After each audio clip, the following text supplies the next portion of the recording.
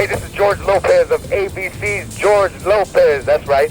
I'm with my man Harv Roman. I wake up dancing in Chicago, WLUW 88.7 FM. Así mismo. Wake up. Wake up dancing. Wake up dancing. Wake up dancing. Harv Roman's gonna make you dance. Wake up dancing. Wake up dancing. Wake up dancing. Wake up, Harv Roman's gonna make you dance.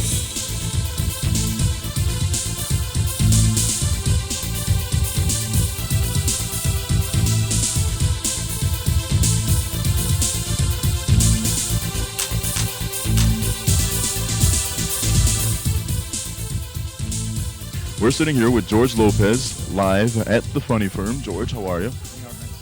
They can't see this on the radio, but we shook hands. We shook hands and we hugged, and you found it difficult to hug me. How come?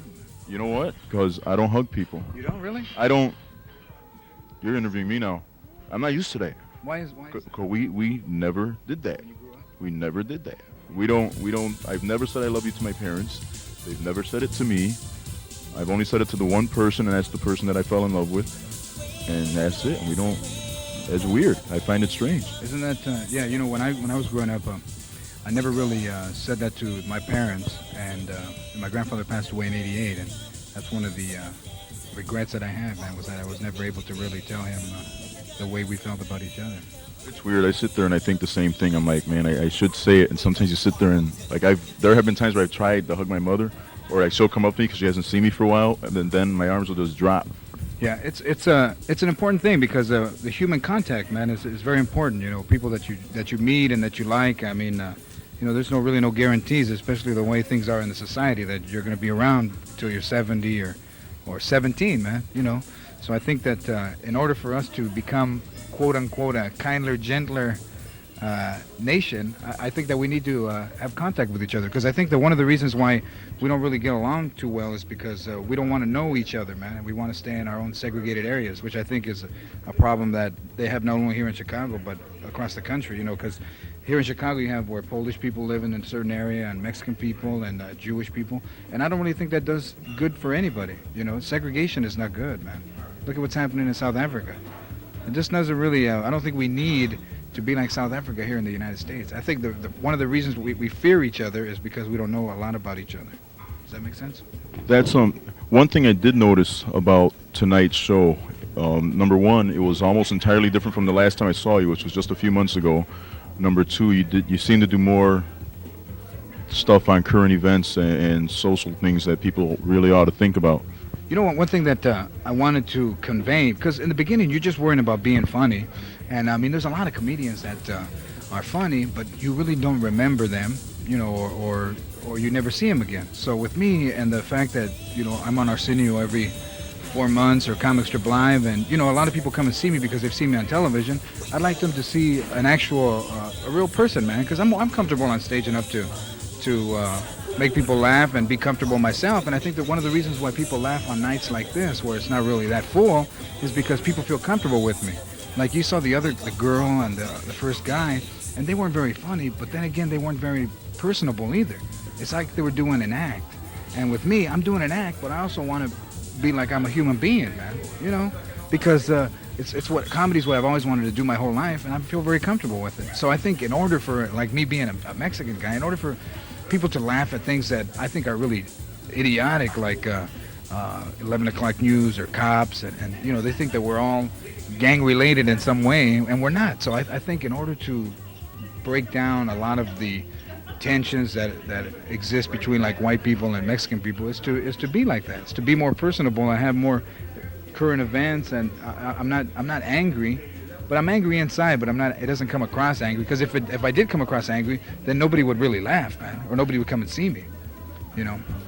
When did you develop this particular style? I know at the age of 18, you probably were doing what the other comics were doing today, and it's just one-liners. Well, what happened was that, you know, the more comfortable I became with being on stage, the more I thought, what do I want to achieve? You know, do I want to just be a comedian that talks about things that I think have no value, like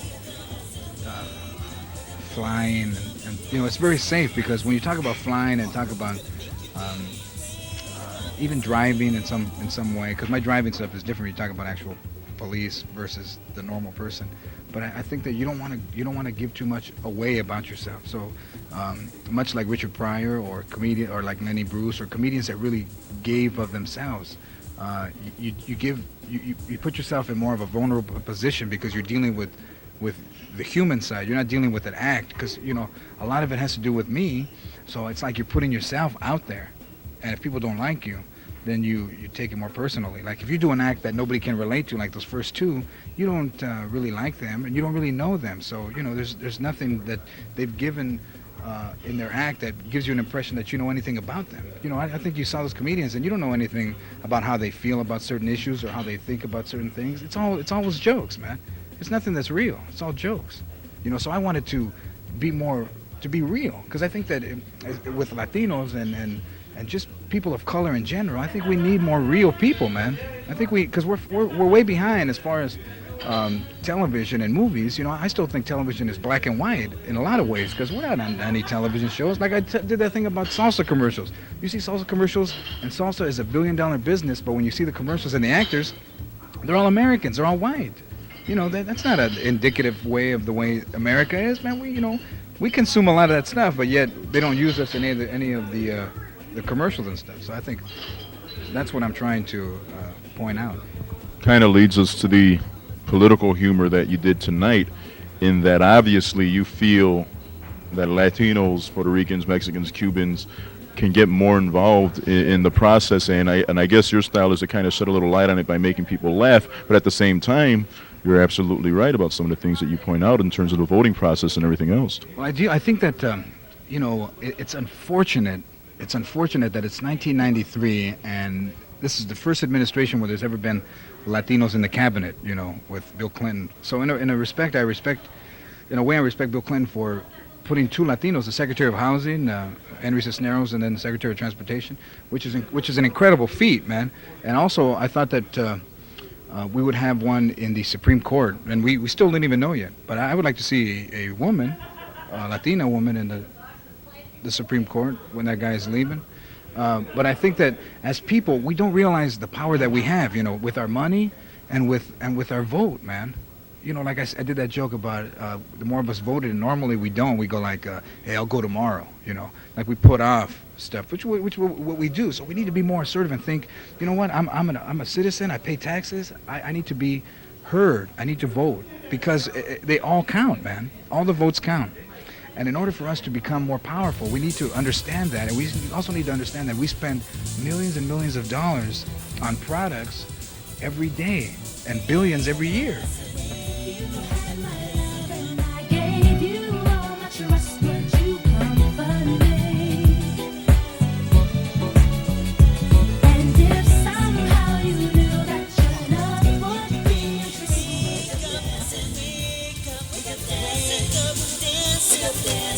Wake up, Harv is gonna make you dance.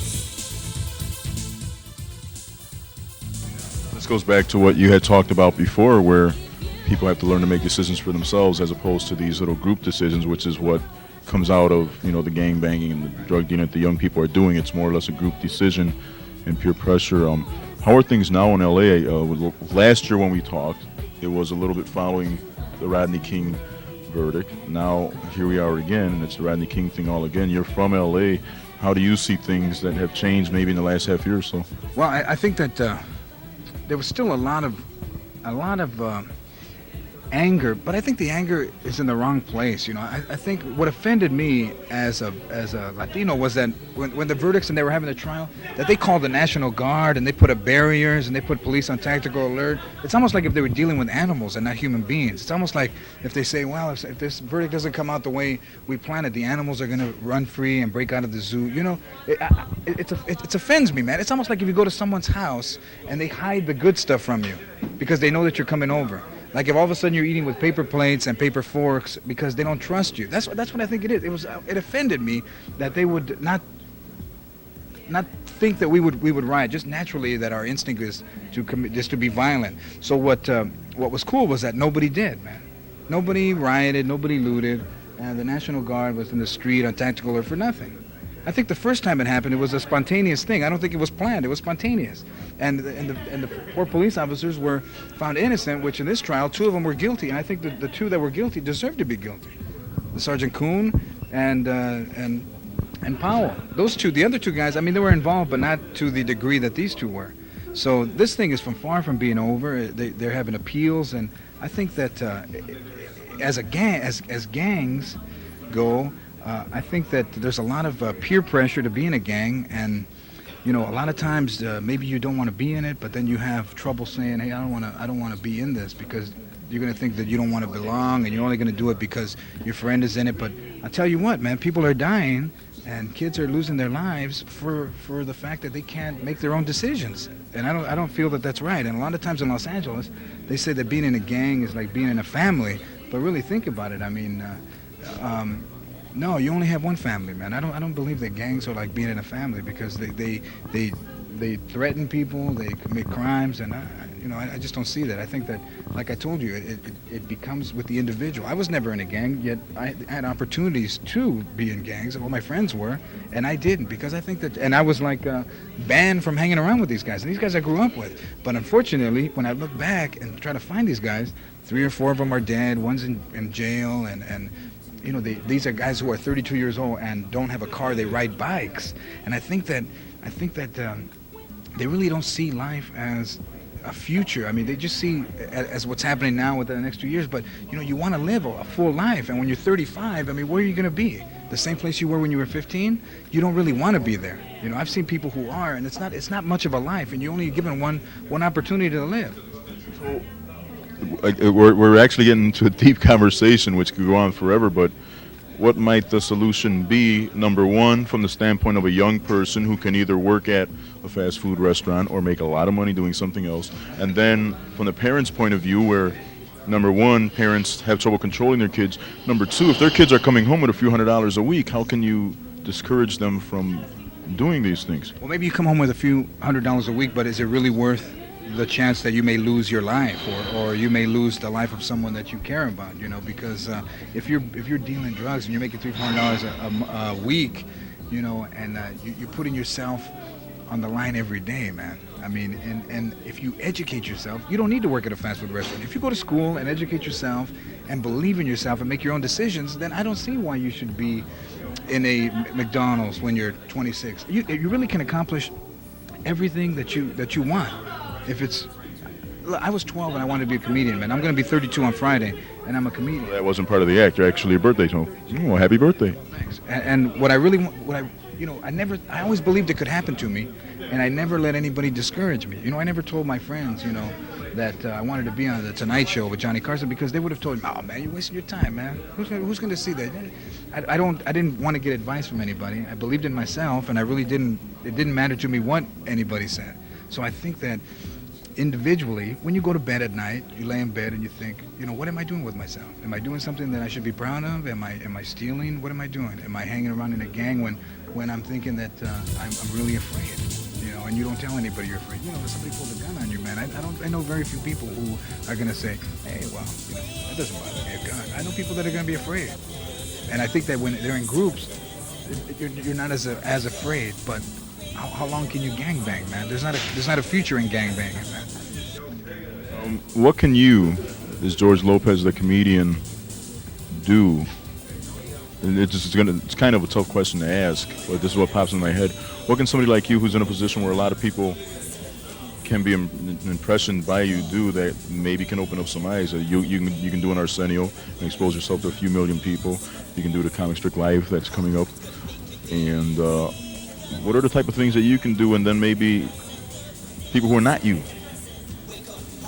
to kind of change things? It's sort of kind of a deeper question than I intended, but the thing that I can do is continue to do what I feel I'm meant to be, is a positive image